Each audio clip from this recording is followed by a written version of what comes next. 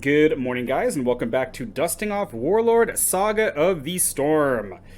Featuring Shassiss. Oh, the Sutek Shassiss, which was one of the two warlords that came out in the 4th edition. I believe it was the Learn to Play set, the intro set, along with whatever her name was, the archer, the elf archer. So I didn't really play Shassiss in 4th edition very much. I think I did. I bought the starter and I did play it a little bit, but really I didn't really like the monster selection in 4th edition. I liked some of them, but not most of them. However, the ones I did like were pretty awesome.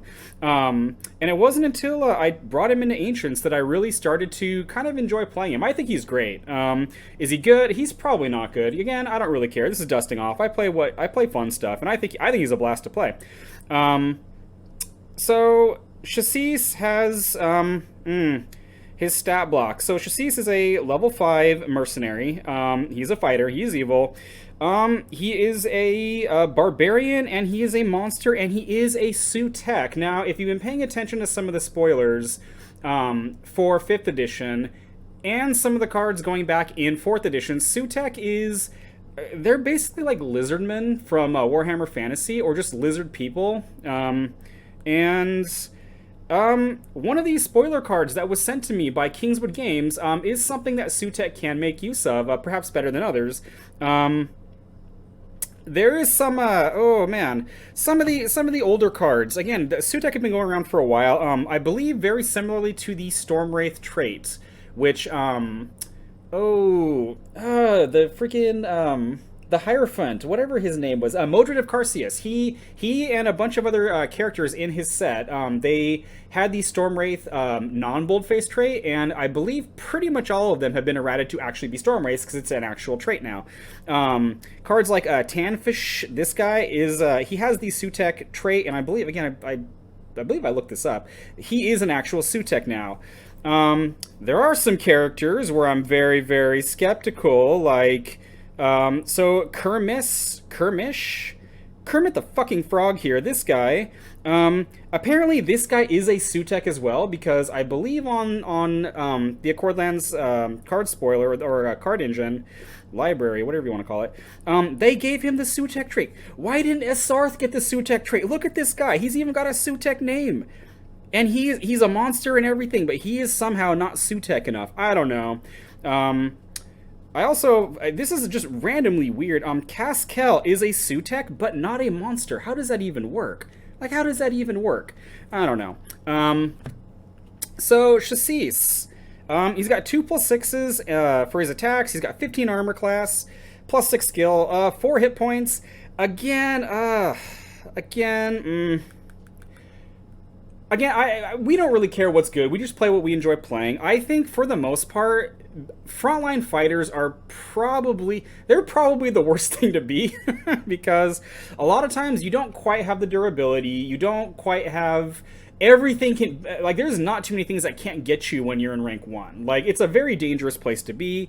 4 hit points is nice. It probably would have been better with a bit more, but again, I don't know how to balance that. I'm not gonna pretend like I do. So, Shassiss has this trait, your other monsters get +2 attack, which is a kind of a nice little buff.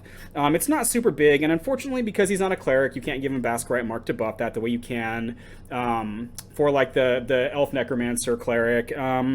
His name eludes me right now. But he also has this react. After Shassiss kills enough... Actually, I have to look this up on the computer, because my version, I accidentally gave away my last English Shassiss when I was back giving demo decks. So I have a German copy here that I got from Alex Egbert. Shout out to that guy. After Shassiss kills an opposing character, move a monster you control forward 1 rank. So, several things about this. One, that doesn't need to be a different monster. If for some reason he were making attacks and he was not in rank 1, not even attacks, if he just kills somebody with something, he can move himself with this, which is pretty cool. And the other thing too is this is not once per turn, so...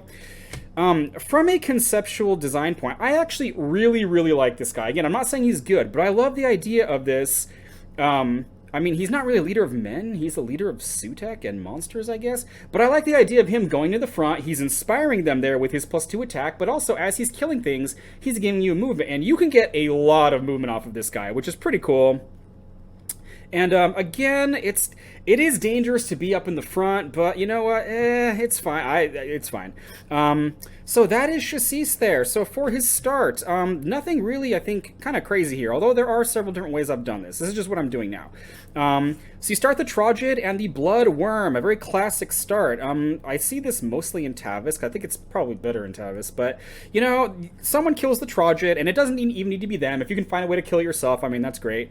The Blood Worm gets to move forward as a react, and the Blood Worm will have 4+2s. Is that amazing? No, but it's 4+2s. He stuns himself after he dies, and you know what? It's fine. He's got 9 AC and 1 hit point. He's not for long in this world anyway.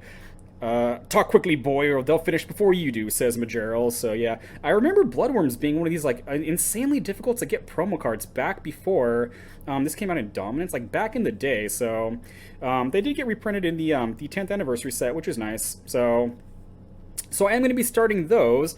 Interesting enough, Trogid can also move Shassiss himself forward, and he's got a +4 attack, so I think it's great.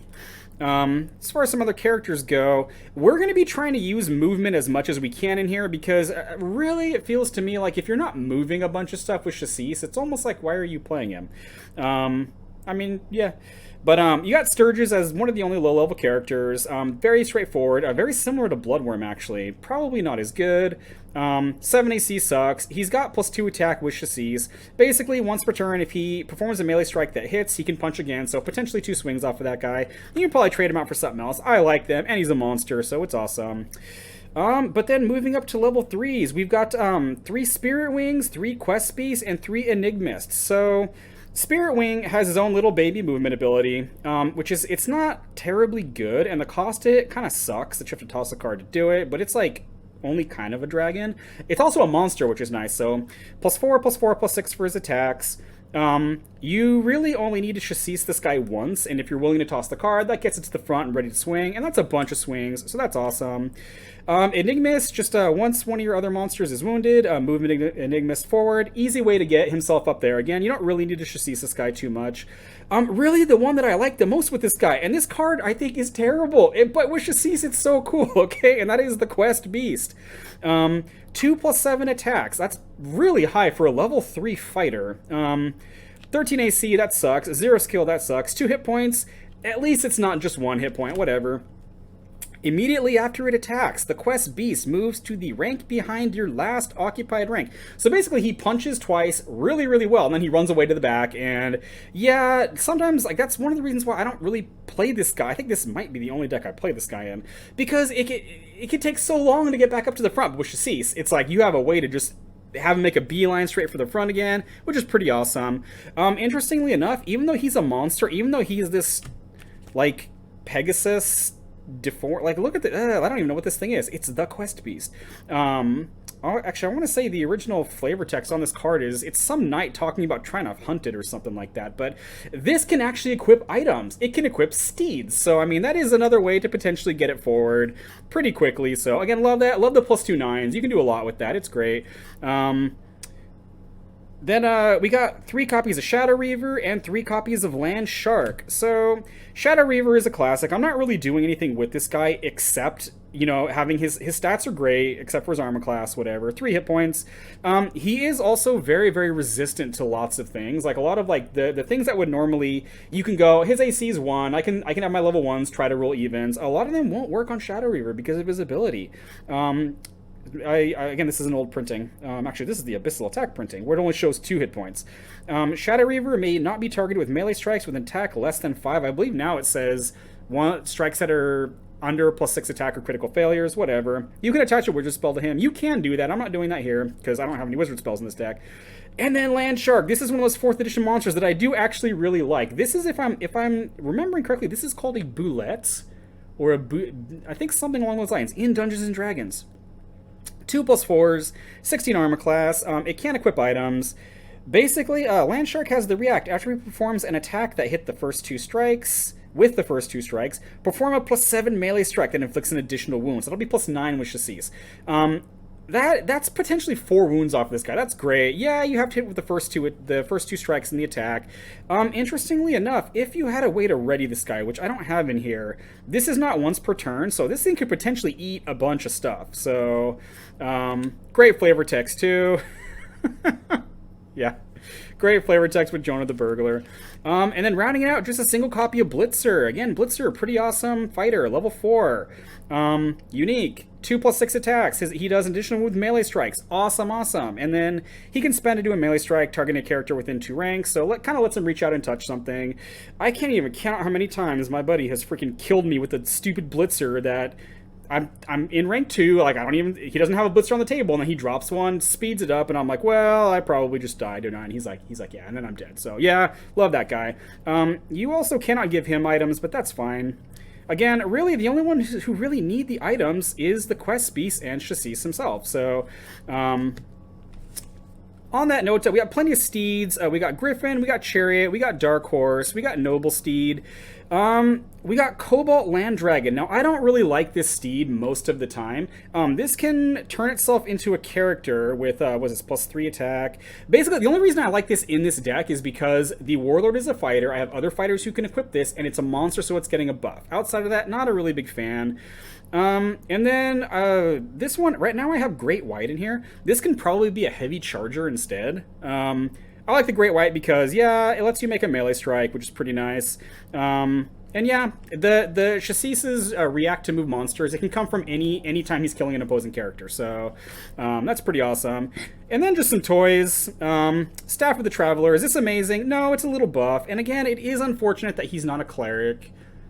Yeah, because if you Baskrite Martyr that, this would be even better. Brontor's Helm, Elven Chainmail, for weapon / shield / gauntlet. I'm running Bardiche. What was this originally? This was something else. I want to say this was War Mace. This was War Mace, and I can't remember what the shield was. But the reason I'm running this is one of the biggest problems I've had with Shassiss is really, I wish his attacks were a little bit different. He's got 2+6s. I really wish he had like a +8, even +8, +4, because +6 just by itself is really not very good. Like, when you just need the ability to trigger once and your attack stat is only at +6, yeah, that sucks. So I was running Bardiche because, again, it's a little bit of armor class. It's +5 attack, which is quite a bit. And then, yeah, it just, yeah. I found value in it. Again, it was War Mace, and I don't remember what the shield was, but I was running a shield. I think it was, is it Aspis? Is what I think I was doing? It was at a 4th edition. I don't know. And then for armor, we've got the Adlung's Plate. You can probably run Death's Bargain instead. Death's Bargain, I think, does work very, very well in this deck, too. I just like Adlung's Plate. Again, Mercs can equip this in rank 1 because they get +1 level for equiping it. It's giving you +4 armor, so it's basically a full plate. And it's just got an ability that helps you somewhat deal with range strikes. Now, there is kind of an issue that I don't think I have all the stuff for this. I don't think I have a gauntlet in here. But that's fine. You can spend the Bardiche, because it is a shield, and you can spend the Adlung's Plate, spend and stun, to stop range strikes against you. Probably not going to keep you alive against someone who's really, really dedicated on shooting you, but if they've only got a couple very quality range strikes, I find it works great. And then we've got Panthera for potentially recycling some actions, because, man, some of these actions love to be recycled, so that's pretty awesome. And then a copy of Commanding Presence. Now, I don't really like Commanding Presence most of them. There's some decks I like it in, and I think it's really good. I just, I don't know.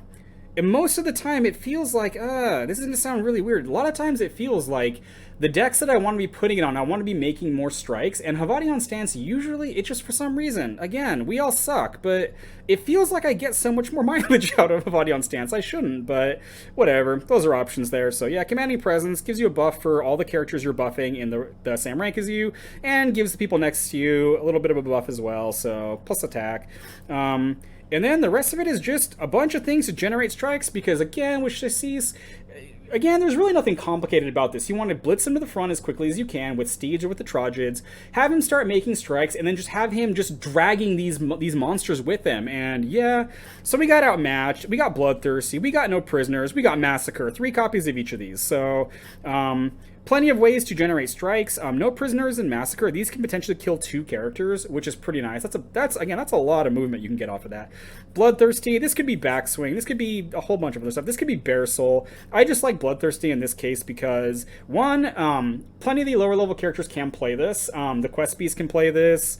You know, the Shadow Reaver, like a lot of characters can play this, and the only one who could play the Bear Soul would be Shassiss. And while that's not terrible, again, if I'm trying to blitz stuff up really quickly, and again, potentially those guys in this deck, their attacks might very well be better than Shassiss's if I don't draw the right gear. So,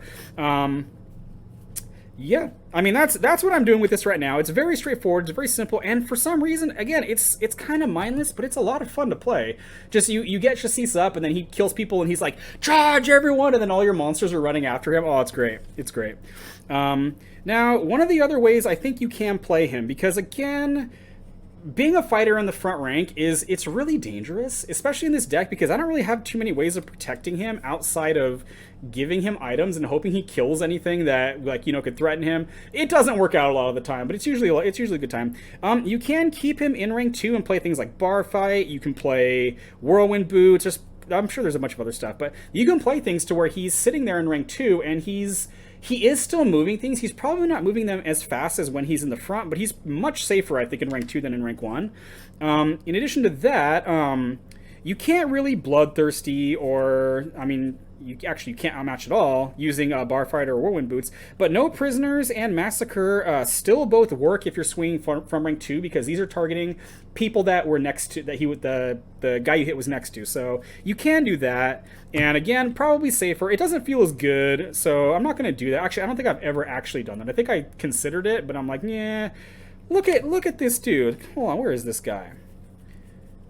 I can't read his flavor text because it's in German. It's like, open the gates and the Sutek Empire will rise again. You're telling me this guy's going to hide in rank 2? Like, absolutely not. Okay, this guy's going to the front and he's going to kick ass and it's going to be great. Again, you can run some stuff to try to keep him alive. I'm in 4th edition. When Ravika got revealed, she did cause me to kind of give Shassiss a second look. She has defend, and you can discard a card to basically what does it say? Before target character suffers wounds from a strike, discard a card. The strike may only inflict 1 wound. If your rolled as a mercenary, not a problem here. You may reduce the wounds by 1 instead.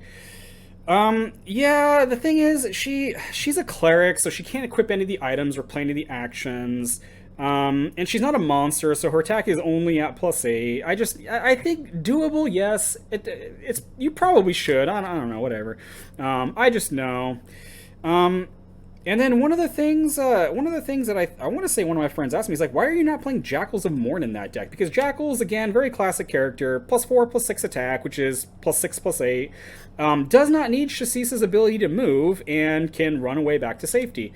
The reason for that is it's several. One, this is a rogue, so he can't play any of the fighter actions like the Quest Beast can or the Land Shark can, or like I think almost every other character in this deck is, except for the dragon, Spiritwing, and Sturges, I guess. But the other thing too is there was some odd scornergy between Jackals and the Quest Beast, and yeah, it's just odd sometimes how it would work. In addition, I have found you don't really need Jackals' speed, because Shassiss, if he's doing his thing, you are lobbing guys, again, from rank 3. They go from rank 3 to rank 1 with movement to spare really, really quickly. So, just doesn't really feel necessary. So, yeah. Plus, I mean, outside of that, it's only got 1 hit point. It's planar, yes, but I mean, like, I think, again, when he first moved to Ancients, I think I was playing him, and I did so much more with Landshark. So, and, so it's like, yeah, no.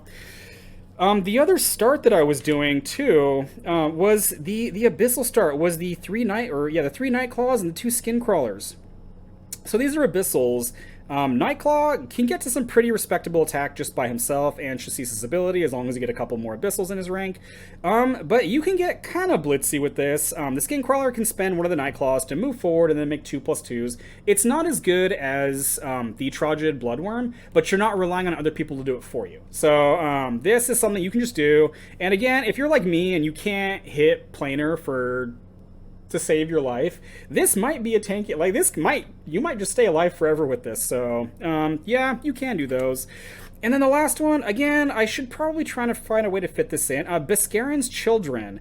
I don't think this card's very good because the buff's not very big, and it seems like most of the warlords that are buffing monsters, like Kevrosh Dathar, who I am actually surprised is not a Sutek, although I think is it Nadalon Dathar, I think, is like his cousin or something like that. It seems like they're talking down to the Sutek, but they're all lizardmen, so why not? I mean, again, Kermish, wherever that guy's name is, he got the Sutek trait, so what do I know?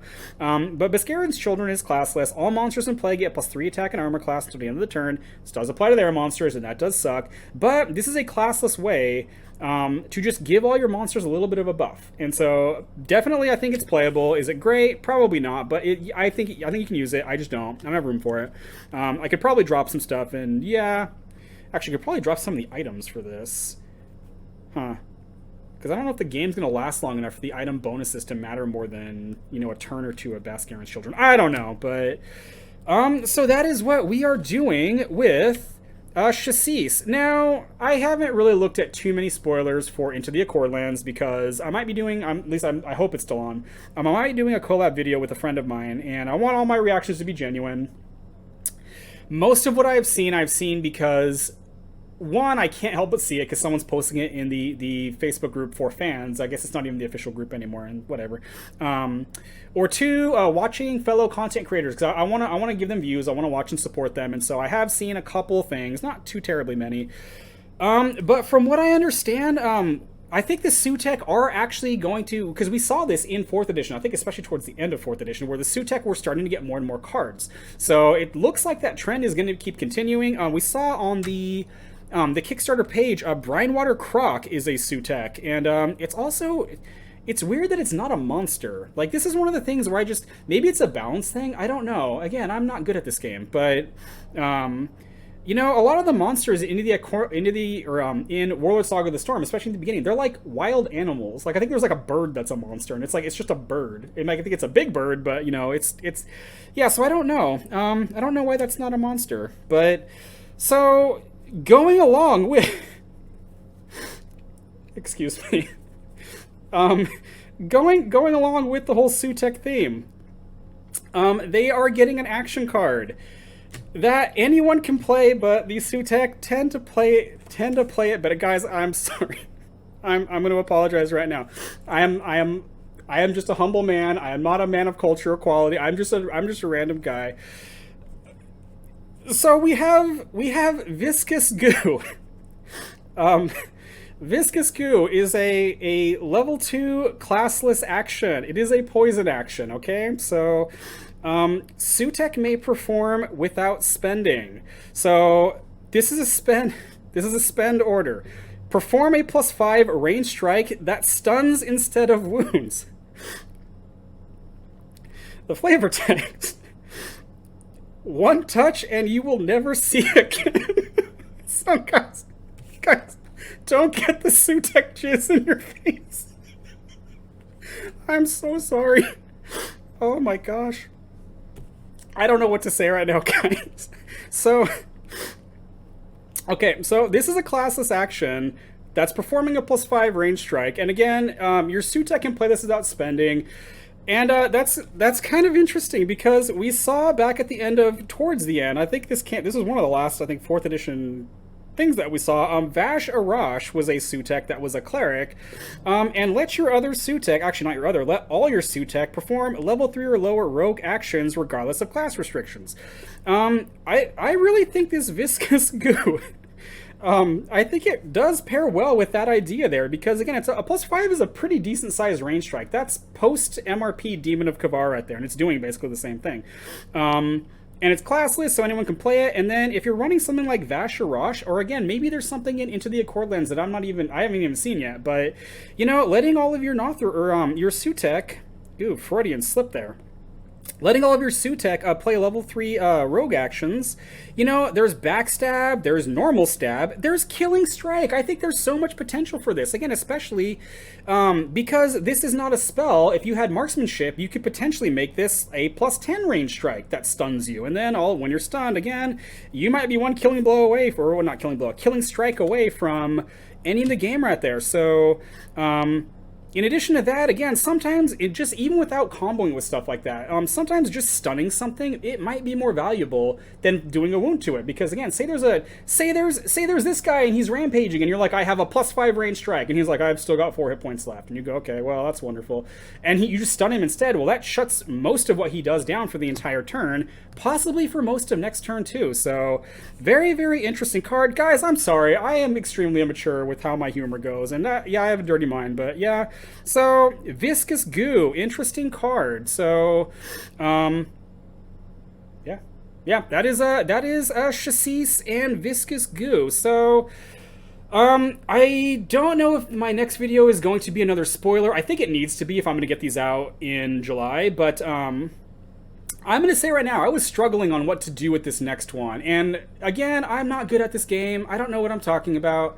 And actually, it was one of the viewers he mentioned a Warlord, and I immediately went, oh, and he doesn't even know what this card does. Or what this spoiler card's going to be, and I'm like, oh, okay, no, we're good. So I'm excited for that. So thanks for checking this out, guys. I am so sorry. God bless you, and I will catch you in the next video.